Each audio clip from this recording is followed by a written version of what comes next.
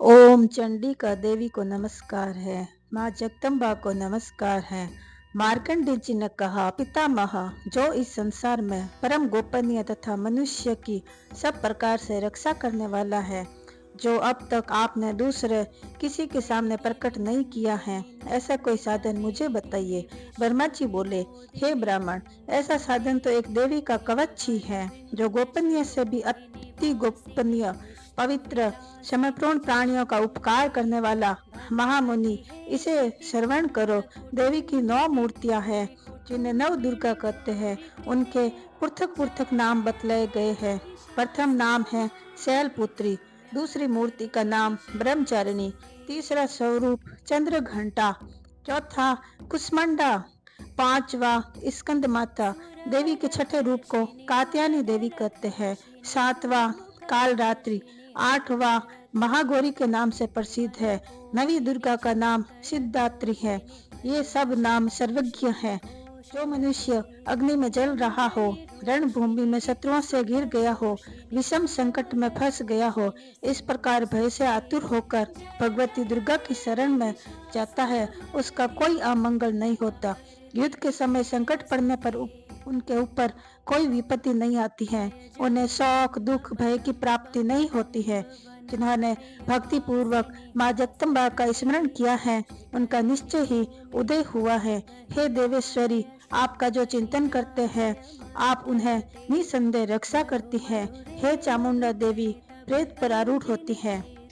वाराही देवी भैंसे पर सवारी करती है। ऐन्द्री का वाहन ऐरावत हाथी है। वैष्णवी देवी गरुड़ पर आसन जमाती है। महेश्वरी देवी वृषभ पर आरूढ़ होती है। कौमारी देवी का वाहन मयूर है। भगवान विष्णु की प्रियतमा लक्ष्मी देवी कमल के आसन पर विराजमान है और हाथों में कमल धारण किए हुए है। वृषभ पर आरूढ़ देवी ईश्वरी देवी ने श्वेत वस्त्र धारण कर रखे हैं। ब्राही देवी हंस पर बैठी है, सब प्रकार के आभूषणों से विभूषित है। इस प्रकार ये सभी माताएं सब प्रकार से योग शक्तियों से संपन्न है। इनके सिवाय और बहुत सी देवियां हैं, जो अनेक प्रकार के आभूषणों से शोभा युक्त है तथा नाना प्रकार के रत्नों से सुभूषित है। ये समपूर्ण देवियां क्रोध से भरी हुई भक्तों की रक्षा के लिए रथ पर बैठी दिखाई देती हैं। ये इन देवियों के हाथों में शंख, चक्र, गदा, शक्ति, खेटक, तोमर, परशु, कुंड, त्रिशूल आदि अस्त्र धारण किए हुए हैं। दैत्यों के शरीर का नाश करना, भक्तों को अभयदान देना, देवताओं को कल्याण करना, यही इनके शस्त्र धारण करने का उद्देश्य है। कवच आरंभ करने से पहले इस प्रकार स्तुति करनी चाहिए।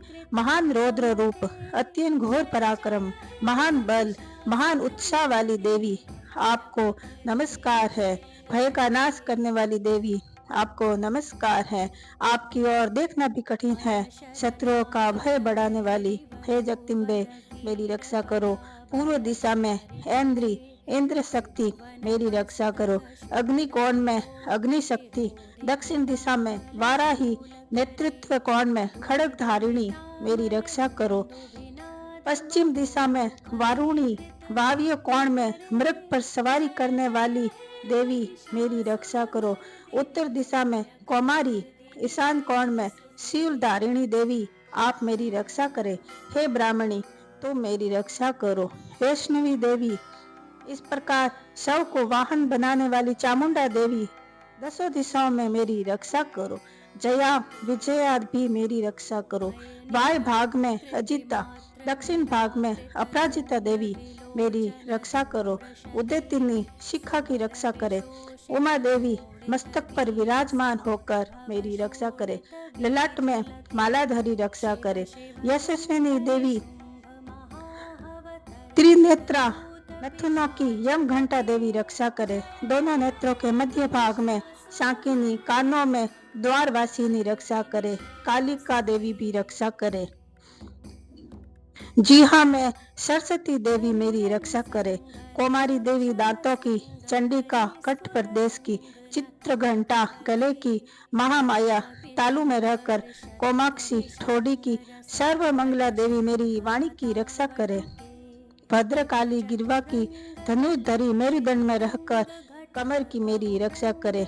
कंठ के बाहर नील गिरवा और कंठ की नली में नलकुबरी भी मेरी रक्षा करे। दोनों हाथों में दंडिनी, अंगुलियों में अंबिका देवी सुलेश्वरी नखों की रक्षा करे। कुलेश्वरी कुक्षी में रहकर मेरी रक्षा करे। भगवती कोटि भाग में विंध्यवासिनी घुटनों की रक्षा करे। समपूर्ण कामनाओं को देने वाली महाबला देवी दोनों पिंडलियों की रक्षा करे।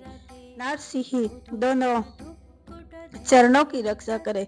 श्री देवी पैरों की अंगुलियों में और तलवासिनी पैरों के तलवों में रहकर मेरी रक्षा करे।